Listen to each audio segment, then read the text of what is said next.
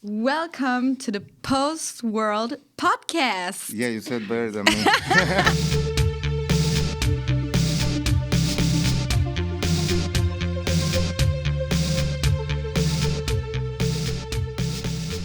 Welcome to the Post World Podcast, recorded at Karma Studios Bunker, somewhere here in Berlin. My name is Pablo Denegri, your host, and today's guest is songwriter and singer Sofia Portanet. Sofia, thank you for being here. Thanks for inviting me. Sofia, you are German, French, Spanish. You have a mixed background story, right? Yes, I do. I'm German and Spanish, like officially, but I grew up in France in Paris, so I don't have the French nationality, but I do I'm somehow French as well, I guess. Because I read somewhere, I think it was wrong, that you were born in Paris. Yeah, that's wrong. I was born in Kiel, which is Kiel. in north of Germany. I've never lived there actually, but I really just spent my first 2 months there. Yeah. Talking about your career, you were recently, recently called next international German pop star. And how do you feel about that? And a friend we have in common, he told me she's totally fine with it. She loves it. But I guess it should come with a bit of It's terrible. No, I mean it's very nice to have good feedback and also having people to see something. And of course, I mean, as I'm not only from Germany, my wish is to definitely play outside of Germany and tour through the whole world. So I guess, of course, I love the idea of playing internationally.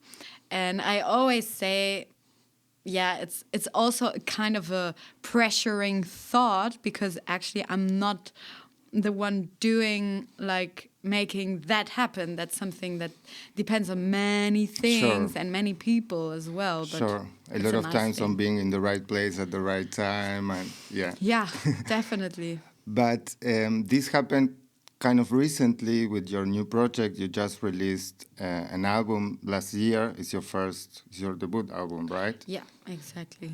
And to get to there, I mean, which was summarizing, where do you think was the path to that ended up or started up now with this new project, with your debut album, with all these expectations growing, let's say? Yeah, that's a good question because I make music since a while, but I think what really led to this debut was a mix of different things. First of all, I think it started with the idea that I didn't want to be a singer for a band that is already existing. I didn't want to be a featuring artist singing for many different artists. I really wanted to do my own music and build something around myself, like my musical self. And it took a while as well to find the right, that feeling, understanding that that's what you want. But also finding the right people, of course, Right. you know? And I think it started as well when I had a friend who wrote German poetry. And I actually had never sang in German before. And because I thought it's not such a beautiful language to sing, because it can be a bit harsh. And I never listened to much German language music before either. So I think that when this friend showed me his poetry and also wrote a poem for me that I really loved, my first instinct was to sing it. I wanted to sing that poem. And that's how I got into writing in German myself and also singing in German. And yeah, and after I think that finding the right musicians around the project was very important to finding my guitar player with whom I recorded the whole album. Yeah, it was different elements that came together. It's interesting you said this about German language, because definitely it's a language that is so much worked close to literature, close to poetry, close to study of language itself, that these discoveries sometimes happen. I had this also in college, like suddenly reading a poem in German, knowing really little bit of German, it already made something special, And even though it has the bad fame of being too rough, or too definitely, I think this is something that can make you see the beautiful aspect of the language. Of course, with so much history, Totally. And I think, like, for example, German is such a complex language. Sometimes there's like 6 words to describe a thing that you'll only find 1 or 2 words in English or in French, and the quality of the language, in the sense that it can be so precise, and you can also build new words just by putting together different words. Yeah. That's so incredible, and also the poetry has this, so you can go really deep. And that's what I love about German poetry. And I think, like, I grew up speaking 3 languages, and later I learned But you English. studied in France, or? Yes, like I went high school? I went to a German school in Paris, and Okay. Was it bilingual? yeah, I mean, it was mainly just German, but then I had like some classes in French. But no, what did I wanted to say? About German language and... Yeah.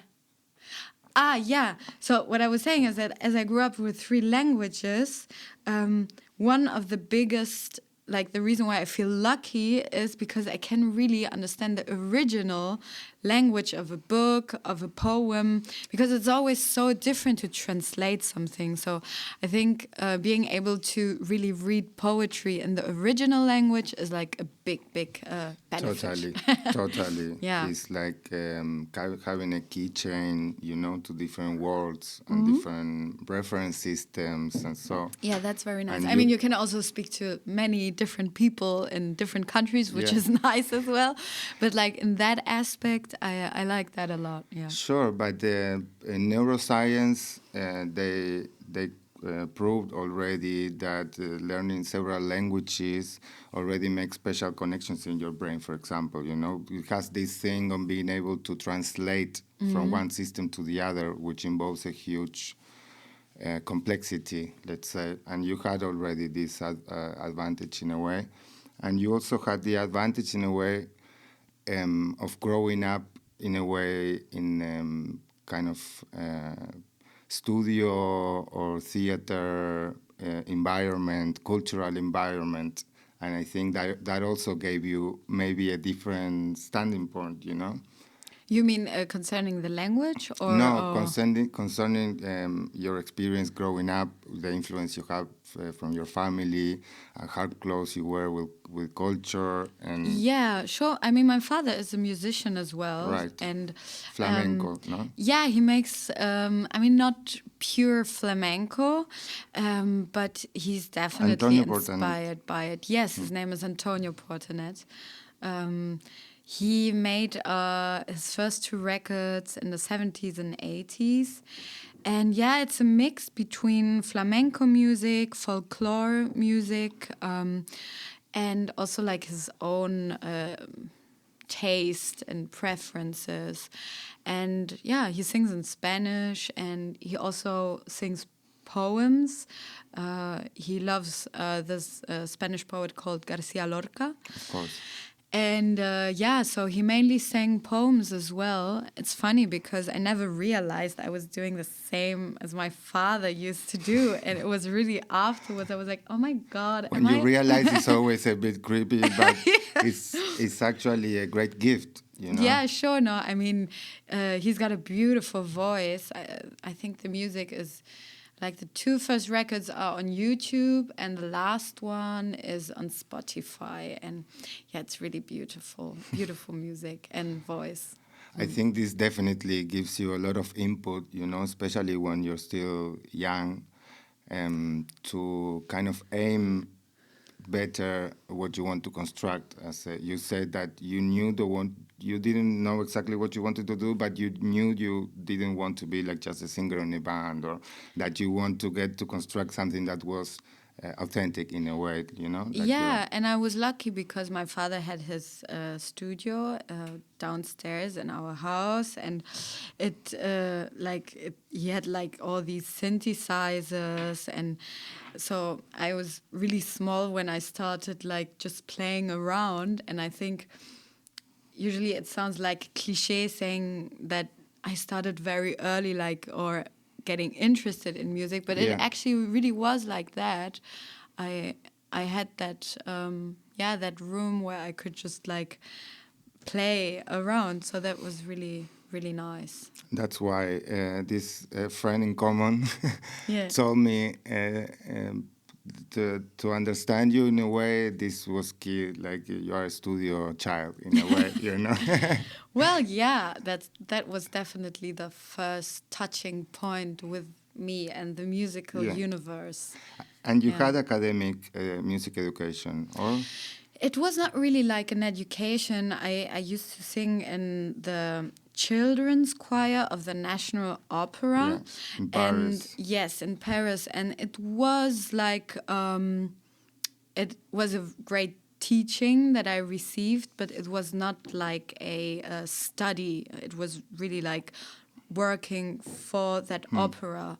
So we didn't had any exams or these kind of things. It was just like we had like a program and we just played a lot and rehearsed a lot, and it was a really intense time. It was like 5 years, so from 13 to 18, and we made like tours through I did 2 tours with them to China and to South Africa, and to China we had like it was an opera, a modern opera, so with costumes and some people had like roles, so I got like a costume, and it was really, really, really special time. Yeah. And you always had this kind of theatric, like theatrical, I don't know how to say it, orientation in a way, right? Yeah, I mean, like opera. With costumes and... Totally, like opera is all about like drama and acting, and everything is really exaggerated, right? So, I mean, I think I liked that, seeing that in the opera, but I wouldn't say that what I'm doing is certainly influenced somehow from that, but not only. I think that I've always been like a very expressive person. I like, maybe it's my Spanish side. I like talking with my hands, and I don't know. So, but that time at the opera definitely inspired me to connect music with images, with looks, with costumes. That's definitely something I learned and saw. Yeah, definitely. And whilst you were doing this, you were listening to rock or pop, or you were thinking of making a rock opera or something like that? Oh God, no! I never actually thought about doing a rock opera. But funnily, in November, I'm actually doing a collaboration with the German opera. I know you are curating there's this program when they invite pop stars or something, pop artists to curate exactly something classical. Exactly. So that will, but it's still not going to be rock opera. But back then I was listening to lots of pop music and also soul, R&B. Of course. Completely different to what I started listening Yeah. to when I came to Berlin. Yeah. You came to Berlin in 2010. 2009 already, yeah. 2009. Yeah. And you feel like you were looking for something completely different than this opera, let's say, training or style. And you had this feeling that you wanted to discover something. I mean, as you said, it has its influences, but it's something new, what you did, right? Yeah, definitely. I was at a point where I really wanted a bigger change. And I think moving to Berlin gave me that space and the head to actually reconnect with myself and to also think about what I actually want to do. I wasn't even sure if I wanted to keep on singing actually when I came to Berlin. So everyone who thinks I came to Berlin because of the music I was doing, it's completely wrong. Yeah. I just came to Berlin because I loved the city and I had friends back then already and family here, and I liked the feeling of the city. But I wasn't actually so sure I'd keep singing. I really needed a break after that. You were open for something different, like radically, in a way. Yeah, I think I was really like reconsidering everything, what I actually wanted to do. And I met artists really quickly here in Berlin that's the thing with Berlin. Encouraged me to actually keep on going that path of music. Did you discover electronic music like Bowie when he came to Berlin? I mean, I already listened to Bowie before, but I mean, it was great. Like there was this huge exhibition. I think it was don't let me say something. I think it was around 2012 or 13. There was a huge exhibition about Bowie and Gropiusbau in Berlin. It was amazing, and I mean, you had all these it was a huge exhibition, and you'd also have like papers where he wrote the lyrics of his songs, but like really like papers where he was like, you know, like crossing things and erasing and writing it again in a moment of like a real inspiration. Inspiration. And there were also costumes and footage, like unreleased footage. It was a really nice exhibition. So yeah, when I came to Berlin, it opened my mind again. And yeah. It's amazing that Berlin still has this power, you know, because 2010, some people will say that's not the Berlin that it was, you know. Yeah, and it's true. I mean, I was pretty young the first times when I went out in Berlin, but that's like already 16 or 17 years ago. And sure, it was like a different thing. But I mean, I think it always depends with which mindset you go to a city. I know Berlin can be really damaging for lots of people. And for others, it can be really inspiring, and everyone comes for a different reason. Damaging in what way, you mean? I think Berlin is very cheap, right? So you can live here on a certain standard. You wouldn't be able to live in another city, which means that you don't have that pressure. And connected with the whole nightlife possibilities you have here due to all the clubs and bars. I think many people disconnect a little bit from reality as well.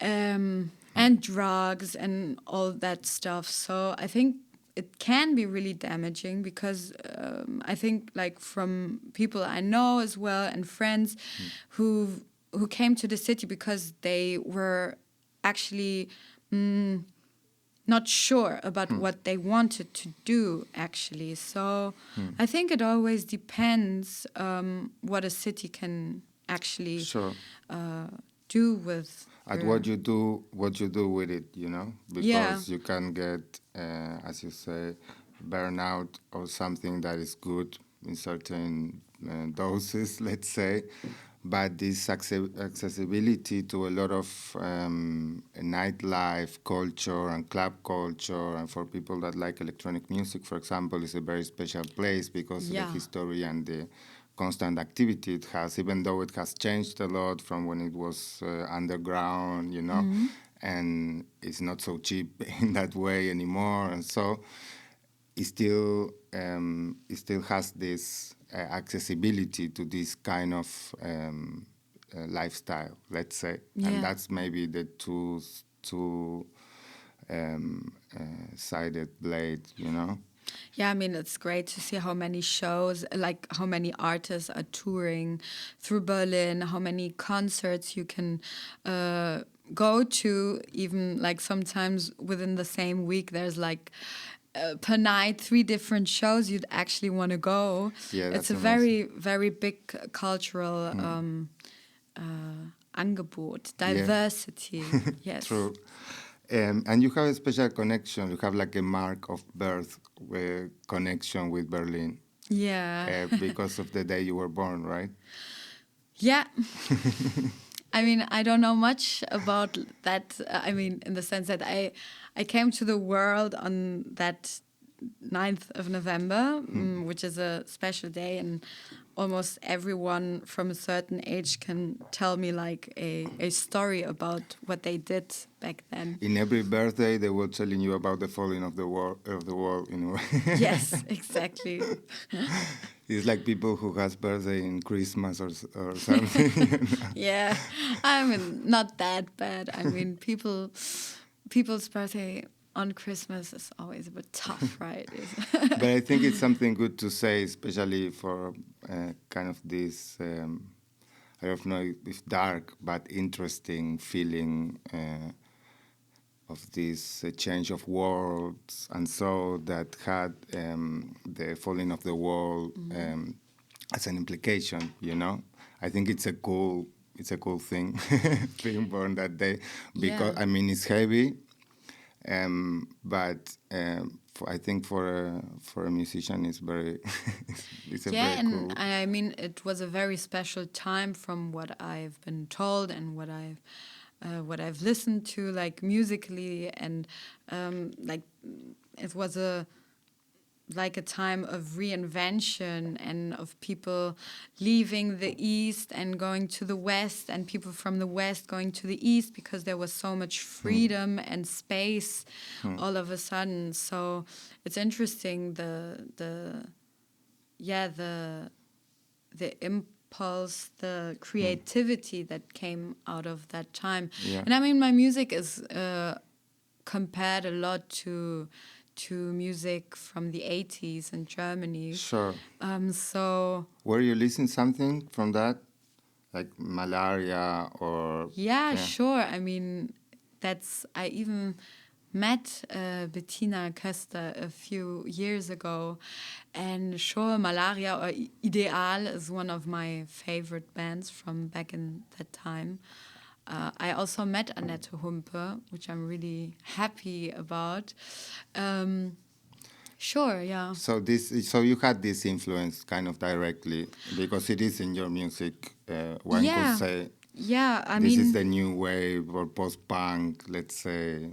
Yeah, I think influence. there's elements of it in my music, and even though I started listening to that music really late, like once I came to Berlin, I think that through my collaboration as well with my guitar player, who was really into that music also in the 80s, I think that's the reason why we have these elements as well in the music. And here in Berlin, you said you met a lot of artists, and I read you were involved in 8mm bar, and this is kind of where you constructed the way of, or the style of singing, maybe that later on you were. Actually, not. It doesn't have anything to do with my singing, but I actually met a lot of people at 8mm. I think the first time I went there was in 2016 or 17. And it was it's a great spot because they make live shows and DJ sets, and it's also touring bands, but in a very like cozy, small place, but with amazing visuals that are made by the people from the 8mm bar. So it's a really creative and visual place. And I did meet my label there, like Grand Box. I met him there and got to know many other artists, and it was a really inspiring place to be at and listen to music and And what happened since you came that you didn't even know if you wanted to keep singing until the point you said, okay, I will do this now? What happened in this process? That was actually a very small period where I was questioning myself about that. Like I came to Berlin in 2009, and that was the time actually when I was reconsidering and thinking about what I want to do, because I also finished school. I mean, I was 18, 19, and it just took like, I'd say a year until I decided, okay, this is what I want to do, because in France I wouldn't write my own music. I was just singing, which I loved, and I only do that actually in my free time, especially as a much younger kid. But when I came to Berlin, I started writing music and experimenting and, finding my own voice. And you think this was Berlin's influence, like this mythic kind of aura it has for artists, and it's what they say in a way, it's a place where artists come to find inspiration, for example. I think one thing that was important for me is to move out of my parents' place. That's always very important. It doesn't matter where sometimes. Yes, exactly. It was just like that was the first step. And then I think like a big difference between Paris and Berlin is that I could feel the space, in the sense that you walk on the streets, and in Paris everything is really like small and tiny and super crowded, and that would stress me out. And when I came to Berlin, I felt like streets are wide and empty. And I remember like friends coming from Paris to Berlin, visiting me, asking me whether it's vacation time, because they were like, the city is so empty. It still has this feeling, no? Because people that, of course, before it was even more extreme, that feeling, no? Because it was huge empty spaces. But I think in comparisons to cities like Paris is still... so I think that feeling of space and feeling more free definitely changed something in my head, plus meeting people that were actually really making music that showed me what it actually means to be a musician, be an artist, be a singer. And I went to many, many jam sessions, open mic sessions. yeah, that all opened my. Did you do street music? Yeah. There's a huge culture of street music. Yeah, I did that. It was in 2015, actually. I did do that with a loop station and synthesizer, and then also with another friend who used to play guitar. And yeah, that was kind of interesting experience. But I always knew that that's really different to playing on a stage, for example. Right. But yeah, it was a cool experience as well, and a different way to connect with people as well than being on a stage. True. And I read in an interview that kind of where this new project of yours, like the band, so more or less originated in the frustrated sound design commission for an Korean animation film. Is this true? Yeah, it's true. It was really interesting because I met this Korean director back in 2000. When was that? 2017. And he asked me. He was working on a movie that would talk about the South and North Korea, and he wanted to make how you say this in English? He wanted to make a comparison or show the story at the same time from the Berlin Wall, west and east side. And so he asked me whether I know German music, and so I sent him a big list of things. And then as said, I started writing in German as well, and I told him that I also make like German music, and so I sent him like demos of the like really rough demos, and I told him I'd be like making a real production around those songs pretty soon, and that's when I asked my guitar player Stefan Kallis whether he wants to build this like make the music arrangement with me, and that's how it all started. And we never did the movie. He's still co-producing with you right now, right? Yeah, as well. Like now for the second record, I'm also working with different producers. We are still in this phase where we are like, getting to know producers and trying out stuff. And but Stefan is also involved, and I'm happy about this. Yeah. But the band came out of this. After this, let's say, or exactly, yeah. I had like the first two singles, and it's only after that I built the band around those songs. Yeah. And some of the songs are the same, are in your album. The ones you said from that I pitched to the director. Yeah, exactly. It was that's amazing. Freier Geist and Freier Wanderratte. Geist. Yeah, nice.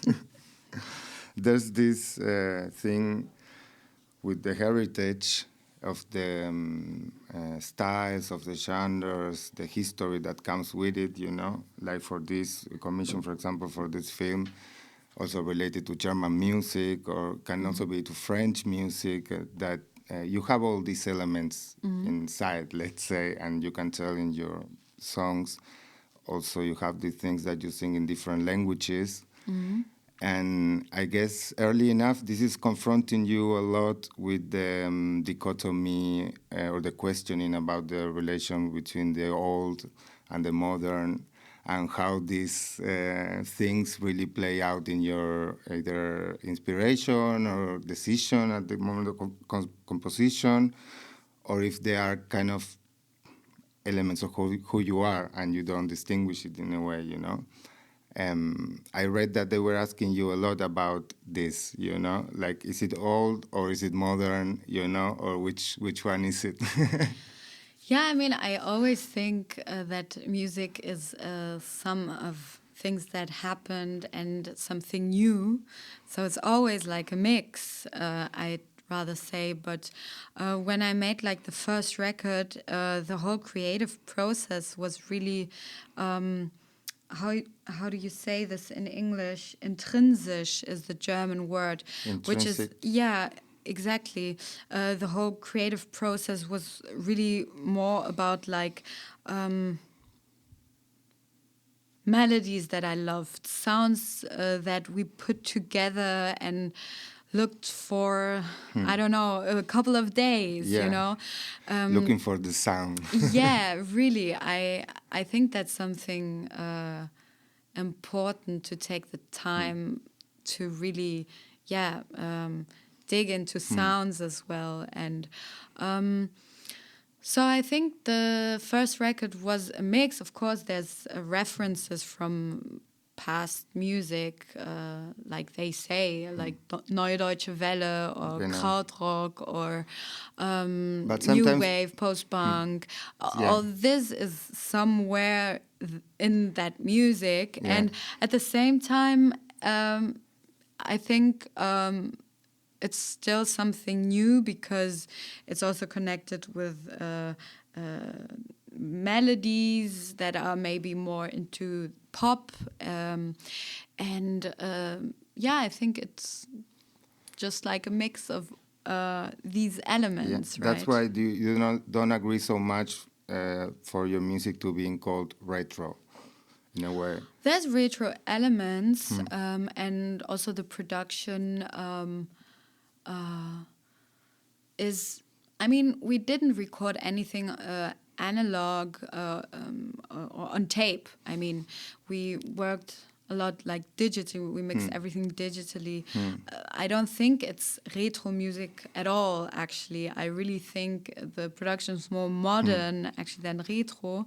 But yeah, it's interesting to hear like different opinions, definitely. Yeah, and I think that's definitely something special about your music, that can generate this expectation or this excitement, you know, because it triggers references that maybe you don't even are conscious of, you know, Yeah. or artists or musicians. It tells you, it reminds me to this, and maybe you don't feel this connection, you know. Yeah. But I think this is a lot of what gives your music a lot of content, you know, kind of in a baroque way, because it has a lot of references from like cultures, from different histories, from literature and music and avant-garde, and so it's all there, you know. That sounds like a And lot. when you're, yeah, Thank you. right, but that's when it's complicated, when people expect you to be also conscious about all the elements, all the cultural references that are there, you know, because in a way, at a point, it comes out of this search that you are saying that this is the most romantic but exciting situation of music production, is like really looking, putting together the elements, you know, and making something, channeling something, Yeah, you know. exactly. Yeah, it's really about that moment and excitement when you try out like different bass lines over and over again, and at a certain point you're like, oh my god, I love this, this is it. Or the same for a guitar, or just like a harmony progression. And for me it's always like I fall in love with a riff. I fall in love with some harmonies, and it's always about like rather it's touching me, or rather it's doing something with me. And so it's really more of an instinct that I want to follow. Yeah. Yeah. And also the thing about singing in different languages, it seems to be a huge gesture in a way, because for something that is commercial, in a way, if you want to promote your music and make pop music, and so there's this kind of tendency to make something more understandable from the get-go, you know. And this is this could be understood as the opposite in a way, and still it's giving you something special, you know, like lyrics you cannot understand if you don't speak German or French, but that still brings you something, transmits you something, you know? Yeah, I'm a fan of singing in different languages, and I also have a great team I'm working with, like, to make the translations. I always think it's like pretty challenging to have like lyrics and have to like translate it, and sometimes it's not about translating one-on-one words, but like getting the sense. So I like that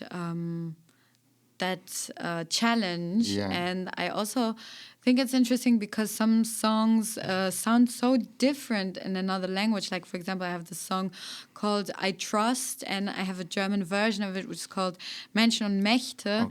And it sounds really different in English than in German. And there's always like someone who will prefer one or the other. And sometimes I also have my preferences, but I think it's fun, and it's nice to be able to reach people from different places according to the version. Yeah. And do you see incorporating particular like new influences, or there's something certain change that you want to do style-wise, or something you recently discovered, or like a sneak peek into the future? Now we can talk a little bit about future. I definitely want to experiment with new songwriting approaches. Like, for example, I'm adding to my new songs, I'm adding like piano recordings, which is really exciting because I haven't done it on my first record. And using new instruments as well, and also because I'm gonna be working with producers. It's giving me like a new perspective and approach to work on the songs. So that's exciting. And how is it looking for live shows and so, given the current situation? That's been a little bit difficult lately, though. We've been lucky because we played some summer festivals lately as well. And like in October, I'm playing in Cologne at the Cologne Music Week on the 23rd of October. And next year we postponed my first headline tour from the record. We had to postpone it like two times. And we will be playing next March, I think for 2.5 weeks. So we're going to be playing in Germany and Switzerland, Austria. And we're also working on some dates in England and France. So that will be very exciting. Yeah. I'm sure it will be great. Yeah, I am expecting it to be great and fun, and be on tour with a band and with a great team, and being able to play for people directly makes a big difference, because during this whole pandemic it was great to be able to play different formats, but when you don't have like a real audience that's in a room with you, it's always like a different feeling. And I've been missing this a lot, and the summer has been really nice because we were able to play some festivals that already started working like with new rules, without masks and all this stuff, and it makes such a big difference to be able to play for real people. Yeah. Okay, if you want to see details on upcoming shows from Sofia and songs and everything else, we'll leave some links in the description. Thanks. And thanks for listening. Thank you, Sofia, for Thanks coming. for having me. Bye-bye. Bye. High five. Yes. If you enjoyed this episode, feel free to give us a like and a comment under the video. If you want to see more, click here, and don't forget to subscribe to the channel.